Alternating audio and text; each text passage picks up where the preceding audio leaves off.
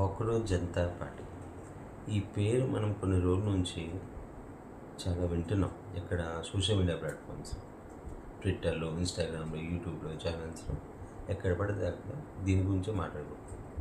అసలు ఇది ఏంటి? ఎవరు పెట్టారు ఈ పార్టీ? ఎందుకు పెట్టారు? ఏ ఉద్దేశంతో పెట్టారు? ఇది ఎలక్షన్ నిలబడే పార్టీ? మరి ఏంటిది?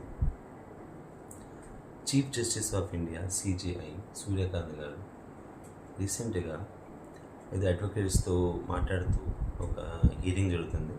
ఇలా ఫేక్ డిగ్రీ సర్టిఫికేట్స్తో సీనియర్ లాయర్స్ చాలామంది జాయిన్ అవుతున్నారు అన్నట్టుగా మాట్లాడుతున్నప్పుడు అడ్వకేట్ ఒక మాట అన్నారు.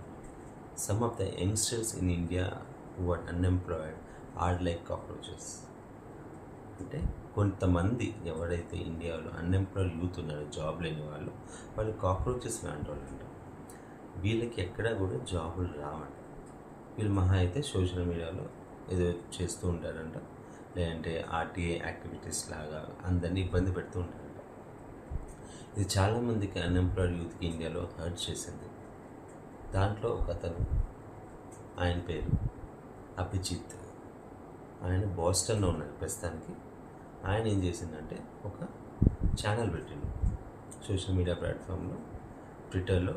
ఒక కాక్రోచ్ జనతా పార్టీ అనే పేరు మీద పెట్టి ఒక లింక్ పెట్టి దాంట్లో ఏమన్నానంటే, ఎవరైతే అన్ఎంప్లాయిడ్ యూత్ ఉన్నారో వాళ్ళు జాయిన్ అవ్వాలనుకుంటే ఈ లింక్ని క్లిక్ చేయండి. కానీ దీంట్లో జాయిన్ అవ్వాలంటే ఎలిజిబిలిటీ ఉండాలి. ఏమనంటే వీళ్ళకి ఎక్కడ కూడా జాబ్ ఉండకూడదంట. వీళ్ళు చాలా లేజీ ఉండాలంట. ఇంకోటి ఎప్పుడు మొబైల్లో కంటిన్యూగా స్క్రాల్ చేస్తూ ఉండాలంట. ఇంకోటి గవర్నమెంట్కి వ్యతిరేకంగా మాట్లాడాలంట.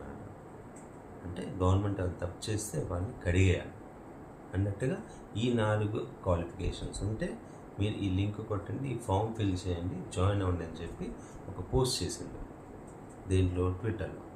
ఆ పార్టీ అది పేరు పెట్టింది ఏంటంటే cockroach Janata party.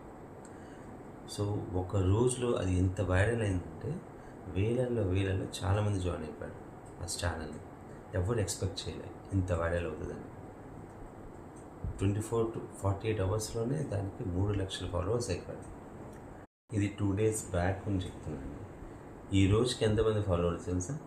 Almost 10.8 million దాటింది జస్ట్ 3 daysలో. భారతీయ జనతా పార్టీకే ఇన్స్టాగ్రామ్లో 8.5 million అంట ఫాలోవర్స్.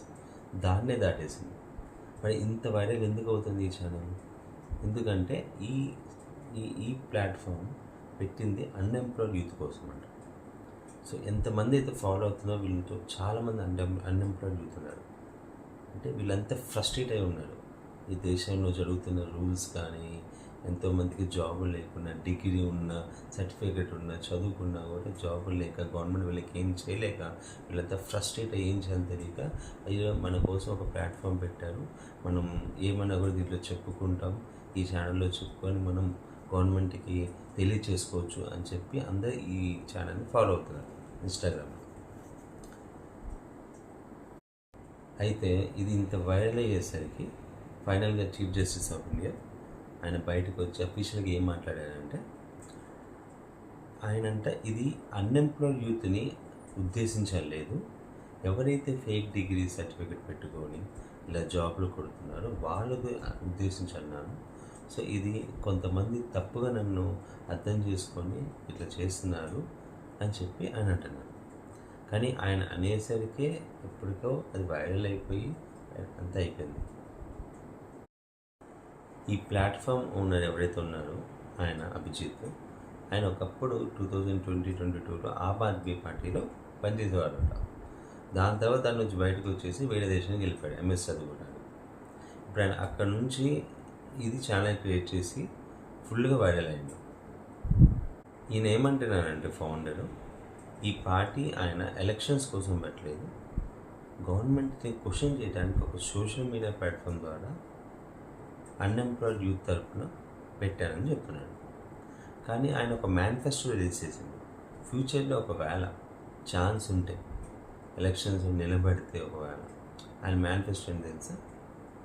50% రిజర్వేషన్ ఉమెన్స్కి ఉండాలంట. ఇండిపెండెంట్ మీడియా ఉండాలంట. అంటే ఏదైతే మీడియా ఉందో గవర్నమెంట్ కోసం పనిచేయకుండా ఇండిపెండెంట్గా గవర్నమెంట్ తప్పు చేస్తే నిలదీయటానికి ఒక మీడియా పెడతారంట.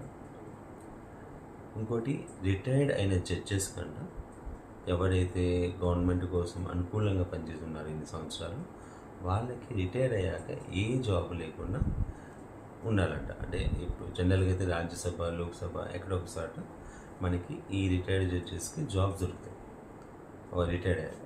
కానీ వాళ్ళకి అవన్నీ ఇవ్వడంట. ఇంకోటి, ఒకవేళ ఎవరైనా ఎలక్షన్స్లో గెలిచాక పార్టీ ఎవరైనా మార్చారనుకో, వాళ్ళని 20 years వరకు బ్యాన్ చేస్తారంట. అంటే ఏ పార్టీ ఎలక్షన్స్లో కూడా నిలబడకూడదంట. సో ఫైనల్గా ఏం జరిగింది? అనుకున్నదే జరిగింది. గవర్నమెంట్ రియాక్ట్ అయింది, ఈ ఛానల్ని బ్లాక్ చేయించింది.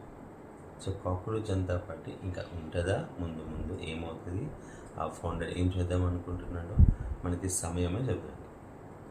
సో మీకు అర్థమైంది అనుకుంటేగా ఈ కాక్రోచ్ జనతా పార్టీ గురించి అసలు ఎందుకు పెట్టారు ఏంటనేది. మీరేమనుకుంటున్నారు? అసలు ఈ పార్టీ పెట్టడం కరెక్టా కాదా, ఏం జరుగుతుంది అనేది మీరు కామెంట్స్ పెట్టండి. సో నా వీడియో మీకు నచ్చిందైతే లైక్ చేయండి, నా ఛానల్ సబ్స్క్రైబ్ చేయండి, నచ్చిన వీడియోస్ని షేర్ చేయండి. సో ఇలాంటి కొత్త కొత్త వీడియోస్, ట్రెండింగ్ టాపిక్స్ మీద మీరు మళ్ళీ చూద్దాం అనుకుంటే నా ఛానల్ని కనెక్ట్ అయి ఉండండి. మళ్ళీ కలుద్దాం కొత్త వీడియోతో. అంతవరకు సెలవు, బాయ్.